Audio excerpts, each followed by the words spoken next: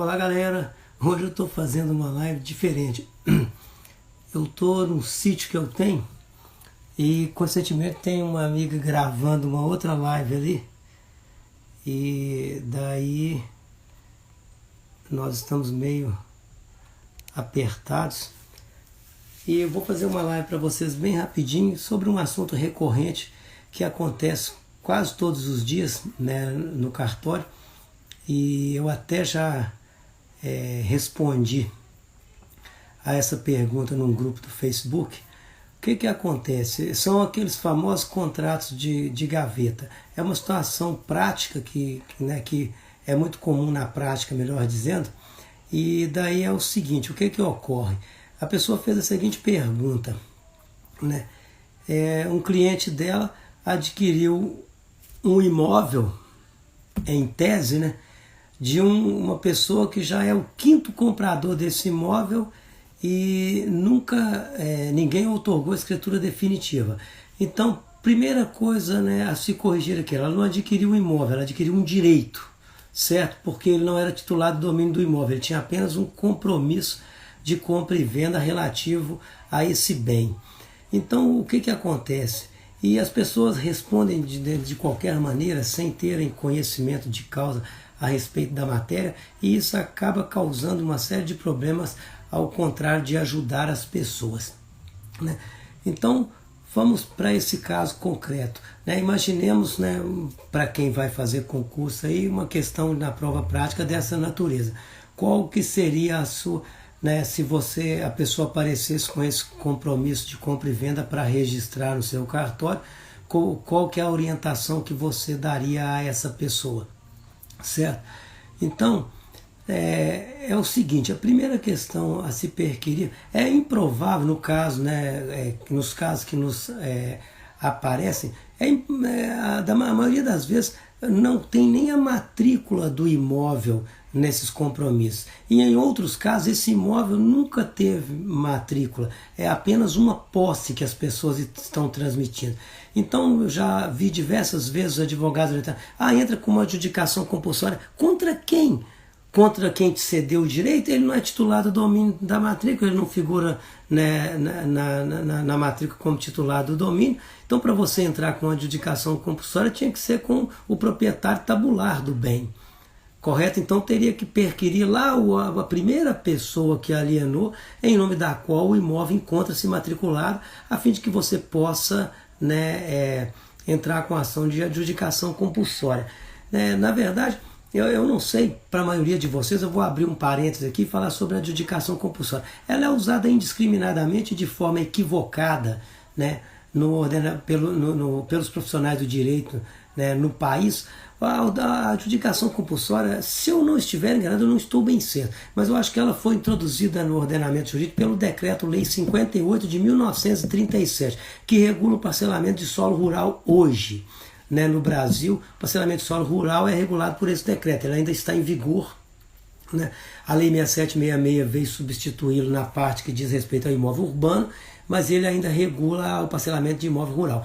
E o que acontecia lá no início do século passado? O loteador alienava o imóvel, certo? E depois que ele alienava o imóvel se valorizava. Quando a pessoa quitava, ia pedir a outorga da escritura definitiva, ele mudava de ideia e não queria outorgar a escritura definitiva porque o imóvel havia valorizado.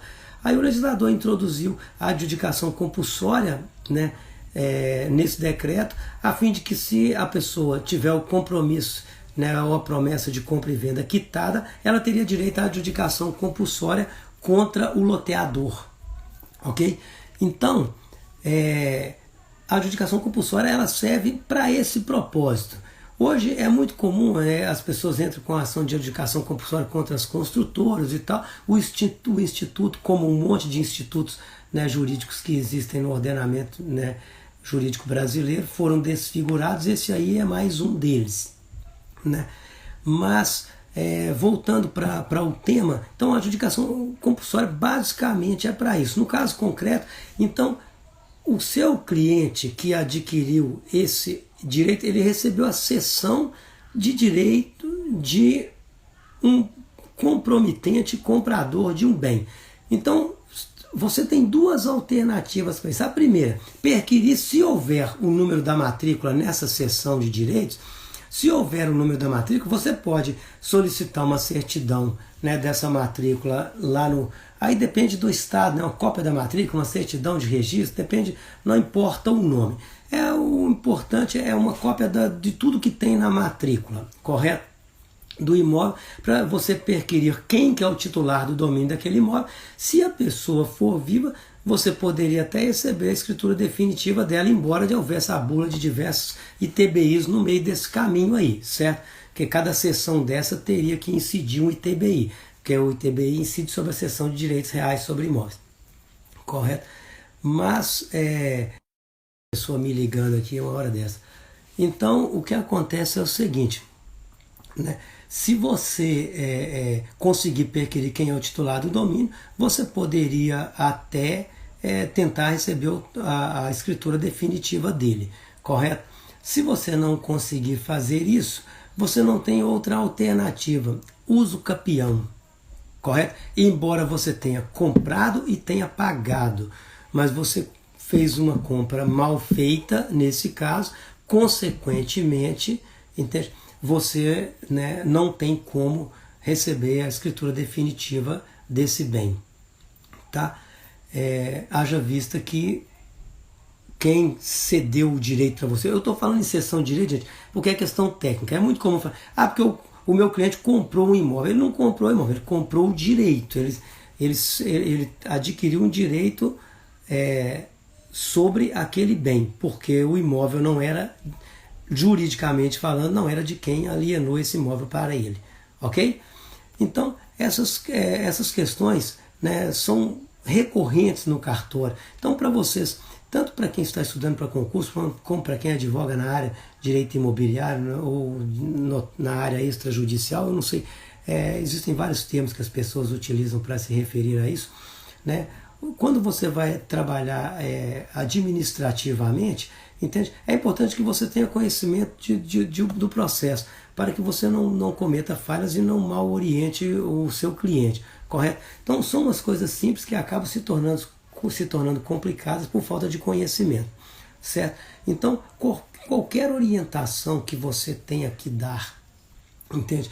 Nesse sentido, alguém vai adquirir um imóvel, a pessoa apareceu, você tem certidão da matrícula desse bem? Porque é muito comum, a pessoa vem com uma escritura lá, aí você pega a escritura, ela não está registrada, aí você, que é muito comum, tá? No interior, o tabelião lavrar uma escritura posterior à outra, sem a anterior estar registrada, tá? Eu vivenciei isso quando era registrador de imóvel no interior de Minas, então às vezes chegava 5, 6, 7 escrituras sem as anteriores estarem registradas, é muito comum.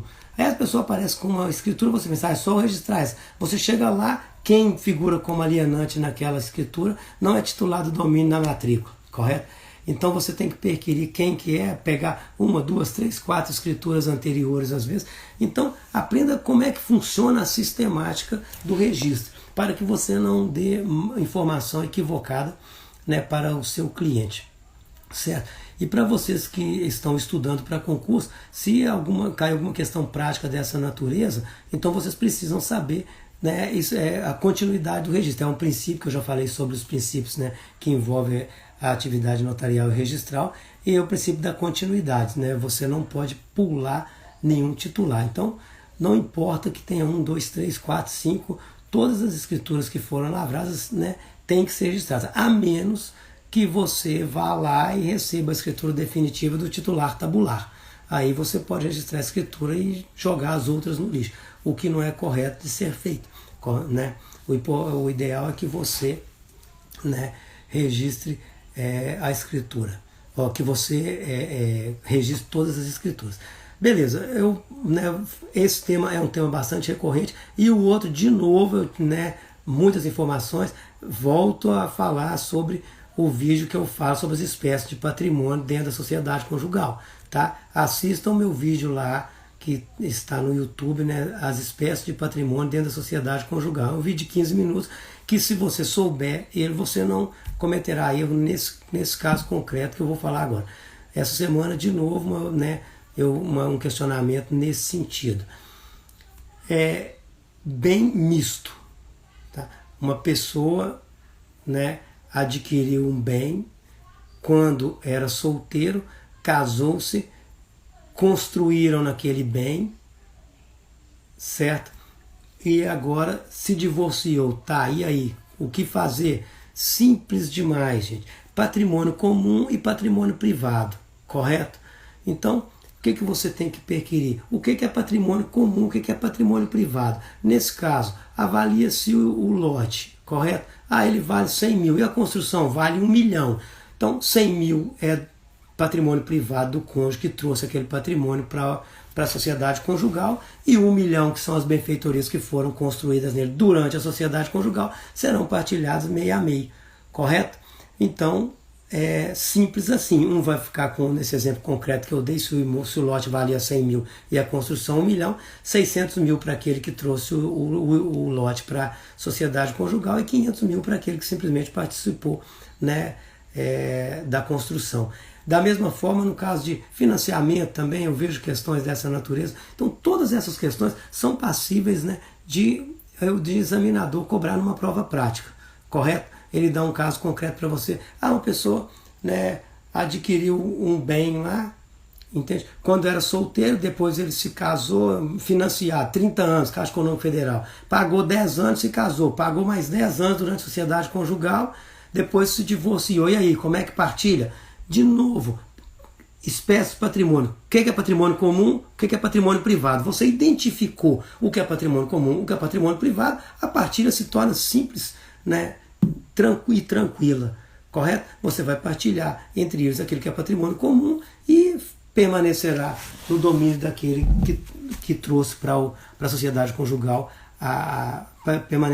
o patrimônio privado permanecerá, né, sob a propriedade daquele que o trouxe para a sociedade conjugal, certo? Então, simples assim. Então, bens mistos, né, bens adquiridos por meio de financiamento, bem que foi, né, lote que foi construído nele, ou então benfeitorias, né, no imóvel. Então, né, todas essas questões são resolvidas de forma simples, desde que você entenda o que é patrimônio comum, o que é patrimônio privado. Se você entender isso, você resolve 90% das situações de inventários, partilhas, né, divórcio, separações, né, de partilha de bens em divórcio, separações e inventários, correto? Mas se você não souber identificar o que é patrimônio comum, o que é patrimônio privado, não tem como eu te ensinar nada, você não vai aprender nunca. Entende? Todas as vezes que você for fazer um divórcio, uma separação, você terá dúvida de como fará isso, ok? Então é muito importante que você saiba isso. Assista o vídeo que eu falei lá, faz espécies de patrimônio dentro da sociedade conjugal. São 16 minutos só de vídeo, né? Praticamente dá para esgotar a matéria lá, e eu explico como é que você faz dentro de cada regime de bens, o que é patrimônio comum, o que é patrimônio privado, e você resolve essas questões de forma simples, entende? Então, esses dois assuntos, compromisso de compra e venda e partilha de bens, entende? Todas as semanas tem perguntas a respeito disso, né, nos grupos que eu participo do Facebook, entende? A respeito, né, nos grupos, né, de direito, ou direito imobiliário, só direito, todas as semanas há perguntas, né, nesse sentido. E são coisas simples, mas para que você saiba respondê-las, você precisa ter aquele conhecimento geral, que eu já disse várias vezes, que o direito é um todo. Não adianta, eu vou advogar só na área de sucessões. Não dá, você precisa ter conhecimento de direito tributário, porque envolve tributação.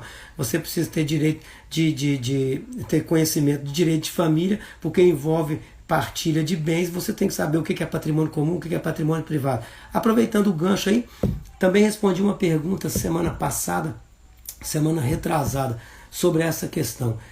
Muito comum também, tá, gente? É o seguinte,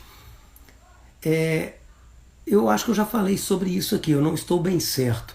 É o seguinte, quando falece alguém, você tem que perquirir o que tem que ser inventariado. E há um consenso equivocado, né, na comunidade jurídica, que é o seguinte: morreu alguém, tem que inventariar tudo. Não tem que inventariar tudo. Imaginemos, vou dar um exemplo concreto, eu e a minha esposa, certo? Então nós temos patrimônio comum e temos patrimônio privado. Nós somos casados no regime da separação legal, ou seja, ou separação obrigatória, aquela em que quando você casa com algum dos impedimentos lá previstos no Código Civil, menor de 16 anos, maior de 60 ixi, agora eu esqueci, 65 ou 70, esqueci. Se são 65 ou 70, putz grila, como é que me deu um branco aqui agora? Coisa que eu tô careca de saber, de repente me deu um branco. Mas não importa, é só vocês perquirirem lá, não sei se são 65 ou 70 anos.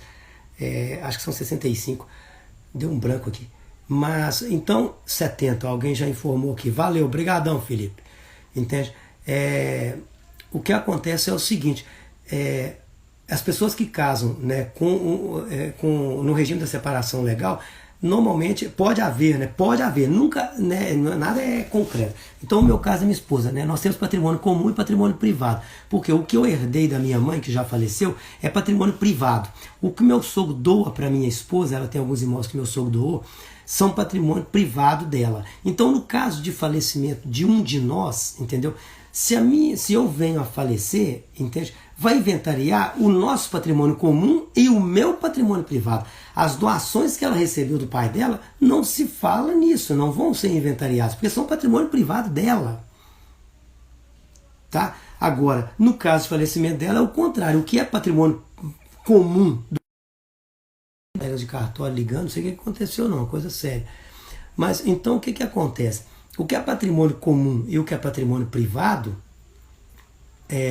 daquele que faleceu, o que é patrimônio comum do casal e o que é patrimônio privado daquele que faleceu, né, consequentemente deverá ser inventariado. Agora, o que é patrimônio privado do cônjuge que está vivo, não há que se falar em partilhar, correto? Em inventariar.